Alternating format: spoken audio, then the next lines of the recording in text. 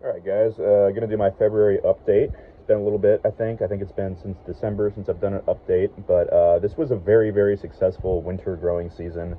It did get pretty cold at times and very rainy at times this winter, but um, that was actually mitigated, I guess, or kind of used to the benefit of the greenhouse. The heater, the lights, and just the bubble wrap and everything that we used for the winter was actually would really made a big difference and made things successful. So I'm just going to go ahead and start on this side of the greenhouse like usual. Here's Nepenthes Jacqueliniae. One good pitcher on it at the moment. Well, at least it has this basil pitcher here, but like one more mature mother plant pitcher here. That's really nice actually, despite it being a little bit smaller. The development and the shine on this pitcher is just superb. So happy with that. And here's Nepenthes Jamban. And yeah, same kind of deal here. Some really shiny, well-developed pitchers. Probably being right under the Flora Wave lights helps with that. And yeah, so this has been in the collection since 2017. And here is my enormous, still holding on to this pitcher, and Basil is drawing in and going to take over. And back here is my tenuous from Andre, and it's going to open some pitchers soon, so I'm excited for that. The first more mature pitchers on this plant that I have seen from it so far, so happy with that. And then Raja Burb back there has nothing on it right now. It does not pitcher in the winter.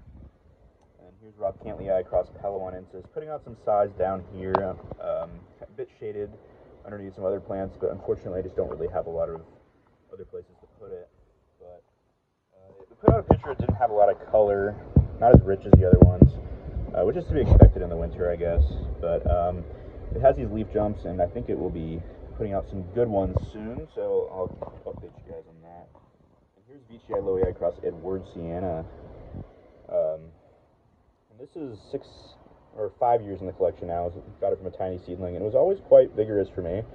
And the mother plant didn't pitcher for a while, but it looks like it's starting to pitcher again, and quite voraciously as well. There's a bunch of pitchers that are going to open soon on the mother plant. In addition to these basils here, it's just going to be crazy. So, and then here is Raja Crossjaculinae, and this one is putting out a really nice pitcher. This is the broadest peristome of anyone so far, and it's not the biggest pitcher, but it is starting to develop, which is I'm excited for. Pretty good for a winter pitcher. So this one doesn't. This one only just started pitchering in the winter this winter, so good sign that it's starting to really adapt to the greenhouse year round. And here is Truncata Highland Lettuce, and just put out a new pitcher here. It's like having a mini replica of the real thing, right? Like this thing just never gets any bigger. Just kind of keeps doing its thing, putting out small pitchers. And this plant, especially this variety of truncata, is famous for getting enormous, and mine just will not do that. And to be honest with you, I'm not really complaining too much about that. I don't have room for an enormous truncata, so it is what it is. And here's a new picture on Veitchii Loei, which is spectacular as usual. Say similar tier to the last 5 or so pitchers, but I feel like it's starting to get a little bit closer to intermediates. And this thing's just so rich in color and such impressive shape, and the peristome just looks like it just was like artificially made. So really, really cool plant, and it's always just been so. I would say ever since I repotted it, it's been so healthy, and that was a couple of years ago. So it really just needed some good media to really take off. And there's Apipiata, and then there's Muridensis, Palawanensis back here. This is my striped BCP individual. I don't know if it's a clone or not. Maybe it is. But Basil's taken over on that one and should have some pictures soon that have some nice color for their size. And there's Diatus across Macrophylla. And then here is Nepenthes Edwardsiana. I might have shown this in the last update, but Yeah, that thing is really colored up and unfurled well. And then here is my Trismatiensis. I might not be able to get you an optimal view of this plant, but this is a different type of pitcher on it. This is the first pitcher that looks like it's starting to kind of transition more to intermediates. And the next forming pitcher doesn't even really have wings on it, so I think this plant's starting to transition. And it has a basal there, so I will be seeing lowers on it some more still, so that's cool. And keeping that basal on the plant. And big plant, and I think it will be vining relatively soon. And here is Ventricosa cross Attenborough. I think it just has a few basal pitchers on it at the moment. I don't think it actually has any pitchers on the mother plant. It has a dying one back there actually, but so not really too much to write home about at the moment for once with this one. That's unusual for me to say about it because it's usually always got something spectacular in the mother plant. And speaking of which, here is Raja Cross Loei Vici, Clone 2. This pitcher opened a month or two ago, and that's got some really good deep kind of maroon blood red color. And this is a basal pitcher. One of my favorite pitchers in the greenhouse at the moment. Some of these basal pitchers take on more mature characteristics before the size even catches up, and it just really makes them look amazing, like this one. And there's one back there as well. And let's see, my Peltata Attenborough back there finally starting the pitcher, starting to settle in. That one was surprisingly finicky. I find that the Atten hybrids I've had, so usually they're not super temperamental as far as the environment goes. They're more sensitive to like pests and stuff, but that one was a little bit temperamental, I'm not gonna lie. And then Ethiopiata Hose Mountains back there never looks as good in the winter, but it did really appreciate the installation of these lights. And then here is Rob Cantley, and this is gonna be stunning. This is gonna be one of the better ones, I think. So, and it's opening slow. It's taking its time. It's been opening for like a week, but that's okay. I'm in no rush for it. And it's getting pretty big. Kind of taken off in the last year or two, despite having it for so long. It kind of put on some size quickly initially, and then it just stalled out for like 4 years, maybe 5, kind of doing the same thing over and over again. But it looks like it's starting to kind of really kick in the high gear, which is awesome. And here's Hematocross Red Cantley. Still not the showstopper it used to be, but it did flower. I think this might be female, I think. And yeah, it's at least kind of kicking a little bit with some upper pitchers in the past year, and the basal is pretty active. So I'm happy with that. And there is Nepenthes Naga. I think there's a flower wrapped up in that growth point, but not entirely sure. And yeah, just a big basal back there. A lot of big pitchers on this one. I need to trim this one up. All these dead pitchers and stuff. Behind that is Glandulifera Cross Epiphyata, and you might have to accept the fact that this won't be hard to look at, and I may not be able to show it too well. But here is a picture, and honestly, that's nice, but it's not as nice as they used to be. This plant is getting so tall, it really needs like an offshoot or something, I think, to produce pictures that how it used to, because I think that it's just getting so tall, and it's just really struggling to get water up through the vascular system. That's my theory. But it's still not a bad plant by any means. I'm quite happy to have this in the collection still. And Ventricosa porcelain here. It looks like it's got an upward forming, and I'm sure it's got some stuff going on there in the back on the basal, but I'm not able to get back there. And Platykyla, the vines are running along somewhere down here, but no pictures active on it. And Ramaspina is in really good shape right now, for the most part. And then some upper pictures here.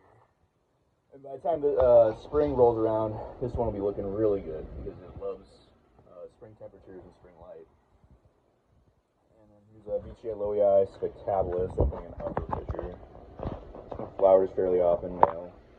Not my prettiest plant as far as the plant itself, but it puts out some really spectacular pictures. But it doesn't like not being maintained. I have to give it more attention for it to truly thrive.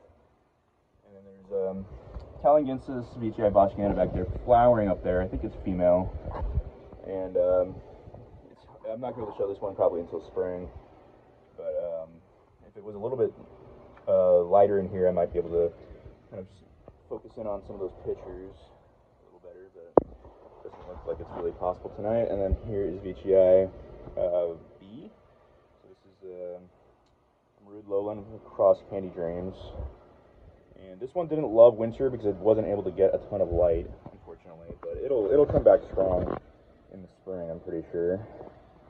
And here's a Vent Sib Trismatiensis Cross BTI Candy Dreams. A lot of promise with this one. Yeah, I think it's not super fast growing, and that's fine. It grows more at the pace of VTI rather than Ventricosa Sibiensis. That is A-okay. And then here is Enormous Cross Bongzo. No pictures on it, which is kind of amazing because this thing was just crazy with the pictures for a while, and now it's just focusing on putting on size, I guess, because it's made some huge leaf jumps in the last couple months. And Maxima Clippiata back there. I don't know if I'll be able to show anything meaningful on it, but the pictures are spectacular. However, the plant is very much like my VTI Lowii spectabilis, how it does not like being neglected, and I've had to neglect it for a few years, unfortunately, just out of logistics for this greenhouse.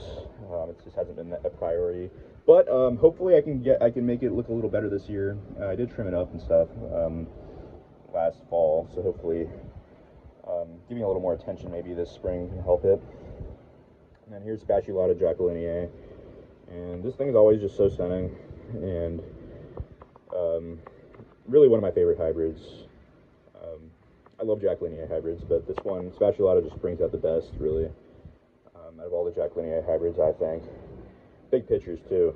I mean, these are solid size, and it just grows prolifically, and it vines, and it flowers, and it does all sorts of cool things. So, I love this plant, and it's been in the collection since December 2019.